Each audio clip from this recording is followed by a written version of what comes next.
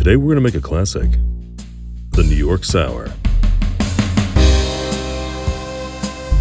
For this drink, you're going to need an old-fashioned glass, a jigger, a cocktail shaker, a hawthorn strainer, a fine mesh strainer, a citrus juicer, a cutting board and a small knife, a bar spoon, and optionally, a speed pourer. This drink uses rye whiskey, lemon juice, simple syrup, and red wine. The New York Sour is one of those drinks that tastes as amazing as it looks. It's a crowd pleaser that goes down easy and does it with style. Its trademark scarlet crown can be spotted from across the room. And like a lot of its fellow classic drinks, its origin is a little muddy. But thanks to the diligent unearthing by the cocktail historian David Wondrich, we actually know quite a bit about it. The sour is a seminal drink category. It's a simple combination of a spirit, citrus, and a sweetener. Starting in the 1860s, the whiskey version in particular became an instant classic. And for the next 100 years, it was one of the most popular drinks in America. If you've ever had one, you'll understand why. Being that prevalent naturally led bartenders to make some variations, such as adding a dash of Curaçao, an egg white, some benedictine, and of course red wine. The creator of this particular variation is not clear, but the compass points to Chicago for its origin. It started popping up in the Windy City in the early 1880s, when Chicago was a boom town putting itself on the map. It was born in the turbulent decades somewhere between the Chicago Fire and the labor uprisings that led to the Haymarket Massacre. According to the Chicago Tribune in 1883, a bartender named Tommy made a whiskey sour for a guest and topped it off with a red wine float. And the reporter who witnessed this asked the bartender about it. Tommy explained that their whiskey sours are very popular, and that what makes them so good is the Claret snap. Tommy implied that he, or at least someone at the bar where he worked, pioneered the Claret float on top of the whiskey sour. But Wondrich has his doubts, as Tommy seems to have claimed ownership of the Manhattan as well. However, Tommy used the slippery word introduced when describing the Manhattan.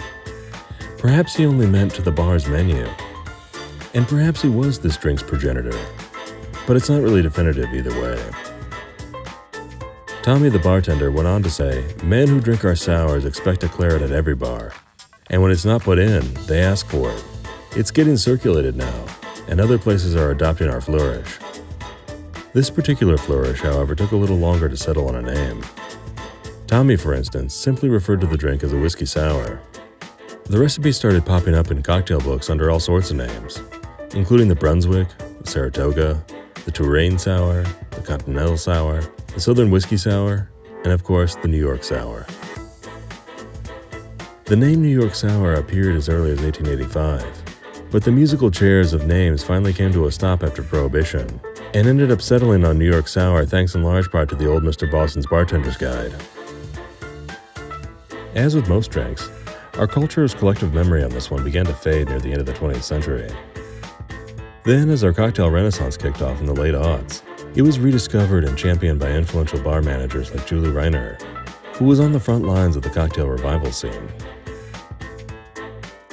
In terms of the ingredients, the lemon juice and simple syrup are pretty straightforward, but the whiskey this one calls for is specifically rye. You'll be able to get away with a bourbon or a Tennessee whiskey or whatever you have on hand, but if you can, you want to make it with rye, particularly one that has a real, strong, spicy breadiness to it.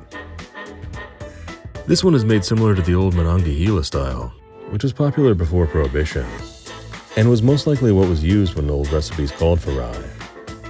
For the wine, most reds will do. I like it with Malbec, but Syrah, Cab Sav, or of course Claret will work just as well. Claret seems like the most historically accurate choice, given that all the recipes called for it. But as David Wondrich points out, late 19th century bartenders called all red wine Claret. It was used as a sort of catch-all term, so don't let that stop you from using the red wine you have on hand. Some recipes call for this drink to be made with an egg white, but as much as I like it in my regular whiskey sours, I prefer my New York sours without it. The choice is up to you, but I like the look and the flavor better without the egg white in this one. The drink will be best served over a large ice cube, not only for aesthetic purposes, but because a single cube is more conducive to a good layering. The recipe is pretty simple. The only trick is floating the red wine, and it's not that hard, especially if you can use a speed pour or something that can help you control the flow of wine from the bottle. If you don't have a speed pour, try using a measuring cup with a little spout. That'll give you a cleaner pour. If layered properly, you'll get to sip the whiskey sour through the red wine, and the layers will remain separated until the last gulp. Before I get started, I like to cut, squeeze, strain, and bottle my lemon juice. That way it's easier to pour when it comes time to measure. Next, we're going to measure out 2 ounces of rye, add that to the shaker. Measure 3/4 ounce of both lemon juice and simple syrup. Add those to the shaker. Then add ice, pop on the top, and give it a good shake to chill it down and give it some dilution. Drop a large hunk of ice in your glass. Then double strain the contents of your mixing glass over the ice in your old-fashioned glass. That'll filter out all those little ice chips and just give the drink a cleaner appearance. Finally, we're going to give it the old Claret snap. This is where the speed pour comes in. It's not essential, but it'll give you better control over your pour. To float the wine, pour it over the back of a bar spoon. Most recipes call for a measurement of wine here, but you're going to want to eyeball it. You want to float about a finger of wine on top of the drink, which in terms of measurement is about 1 ounce.